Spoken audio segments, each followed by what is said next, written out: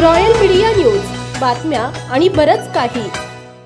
बारामती विधानसभा पोटनिवडणुकीत मोठा ट्विस्ट आला आहे. शरद पवारांपासून सुप्रिया सुळे आणि रोहित पवार यांनी काँग्रेसला बारामती पोटनिवडणूक बिनविरोध करण्याची विनंती केली आहे. त्यानंतर उपमुख्यमंत्री सुनेत्रा पवार यांनीही काँग्रेसचे प्रदेशाध्यक्षांना फोन करून निवडणूक बिनविरोध करण्याची विनंती केली आहे. आज अर्ज मागे घेण्याचा दिवस असल्याने दोन्ही राष्ट्रवादीचे नेते ही निवडणूक बिनविरोध होण्यासाठी कामाला लागले आहेत. दोन्ही राष्ट्रवादीच्या प्रयत्नानंतर अखेर काँग्रेसने मोठा निर्णय घेतला आहे. बारामतीतून उमेदवारी अर्ज मागे घेण्याचा निर्णय काँग्रेसने घेतला आहे. तसंच सूतोवाच काँग्रेसचे नेते विजय वडेट्टीवार यांनी केला आहे. त्यामुळे सुनेत्रा पवार यांचा विजयाचा मार्ग मोकळा झालाय. काय म्हणाले विजय वडेट्टीवार?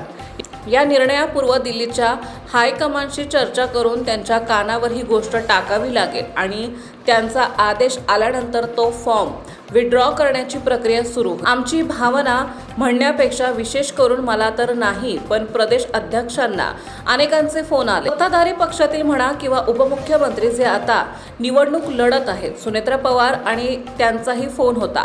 एकूण तिथली परिस्थिती पाहता, एकूण सगळ्या लोकांची भावना लक्षात घेता तिकडे निवडणुकीमधून पुढे जाणं हे थांबवावं अशा प्रकारची भूमिका दिसली. आमच्या सर्वांचे एकमत झाले आहे असे विजय वडेट्टीवार यांनी सांगितले. महाराष्ट्रातील ताज्या आणि महत्त्वपूर्ण बातम्या पाहण्यासाठी आजच आमच्या रॉयल मीडिया न्यूज चॅनलला सबस्क्राईब करा आणि बेल आयकॉन प्रेस करा.